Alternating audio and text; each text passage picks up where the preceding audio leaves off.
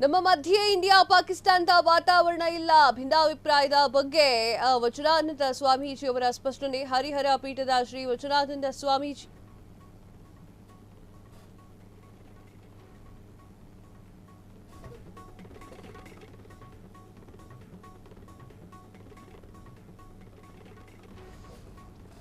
ನಮ್ಮ ಮಧ್ಯೆ ಇಂಡಿಯಾ ಪಾಕಿಸ್ತಾನದ ವಾತಾವರಣವಿಲ್ಲ.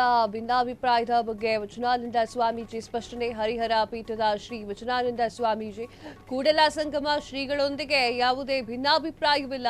ನಮ್ಮ ಮಧ್ಯೆ ಭಿನ್ನಾಭಿಪ್ರಾಯವಿದೆ ಅಂತ ಎಲ್ಲರೂ ಕೂಡ ತಪ್ಪು ತಿಳ್ಕೊಂಡಿದ್ರು. ನಾವು ಒಂದೇ ಸಮಾಜದ ಕಣ್ಗಳಿದ್ದಂಗೆ. ಲಿಂಗಾಯತ ಮಟ್ಟದ್ದು ಹೆಚ್ಚಾದ್ರೆ ಅಂದ್ರೆ ಸಮಾಜ ಬಲವಾಗುತ್ತದೆ ಎನ್ನುವಂಥದ್ದು ರಾಜಕೀಯ ಮುಖಂಡರಲ್ಲಿ ಭಿನ್ನಾಭಿಪ್ರಾಯ ಇರಬಹುದು. ಆದರೆ ನಾವು ಸ್ವಾಮೀಜಿಗಳು ಶಾಂತಿ ಜ್ಞಾನ ಸಂಘಟನೆಗಾಗಿ ಕೆಲಸವನ್ನ ಮಾಡ್ತೇವೆ. ಹಾಗೆ ಮತಾಂತರ ತಡಿಲಿಕ್ಕೆ ಇದು ಕೂಡ ಸಹಾಯಕವಾಗಿರುತ್ತೆ. ಪೀಠಗಳು ಜಾಗೃತಿ ಮೂಡಿಸುವಲ್ಲಿ ಪ್ರಮುಖ ಪಾತ್ರವನ್ನು ವಹಿಸುತ್ತೆ. ಹೀಗಾಗಿ ಮತ್ತಷ್ಟು ಪಂಚಮಸಾಲಿ ಪೀಠಗಳು ಉದ್ಭವ ಆದ್ರೆ ತಪ್ಪಲ್ಲ. ರಾಜ್ಯದಲ್ಲಿ 4,000ಕ್ಕೂ ಹೆಚ್ಚು ಸ್ವಾಮೀಜಿಗಳಿದ್ದಾರೆ. ಅದರಲ್ಲಿ ಲಿಂಗಾಯತ ಸ್ವಾಮಿಗಳೇ ಹೆಚ್ಚು. ಹರಿಹರ ಪೀಠದ ಶ್ರೀ ವಚನಾನಂದ ಸ್ವಾಮೀಜಿಯವರ ಹೇಳಿಕೆ ಇದಾಗಿತ್ತು. ಏನು ವಿಚಾರ, ಎಲ್ಲಿಂದ ಶುರುವಾಯಿತು ನೋಡೋಣ. ಹರಿಹರ ಹಾಗೂ ಕೂಡಲ ಸಂಗಮ ಶ್ರೀಗಳ ನಡುವೆ ಯಾವುದೇ ಭಿನ್ನಾಭಿಪ್ರಾಯ ಇಲ್ಲ.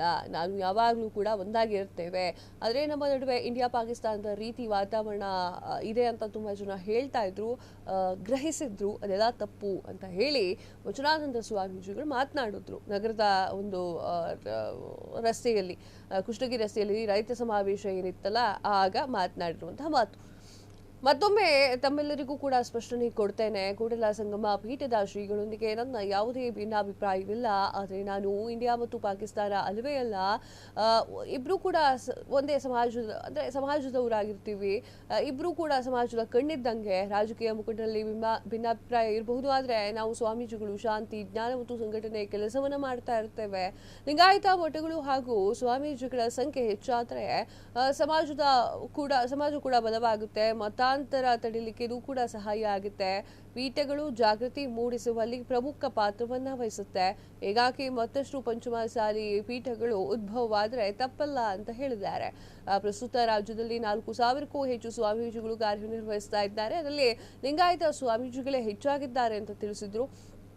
ಹಾಗೂ ಬ್ರಿಟಿಷರ ವಿರುದ್ಧ ಹೋರಾಡಿದಂತಹ ವೀರರಾಣಿ ಕಿತ್ತೂರು ಚೆನ್ನಮ್ಮ ಅವರು 200ನೇ ವರ್ಷದ ಜಯಂತ್ಯೋತ್ಸವವನ್ನು ಕೇಂದ್ರ ಸರ್ಕಾರದ ಆಶ್ರಯದಲ್ಲಿ ಆಚರಣೆ ಮಾಡುವುದಕ್ಕೆ ಅಭಿನಂದನೆ ಸಲ್ಲಿಸಿದ್ದಾರೆ. ಹರಿಹರ ಪೀಠದ ಶ್ರೀ ವಚನಾನಂದ ಸ್ವಾಮಿಗಳು ಇಂದು ದೇಶದ ಹೆಮ್ಮೆಯ ಕ್ಷಣ ಅಂತ ಹೇಳಿದ್ದಾರೆ.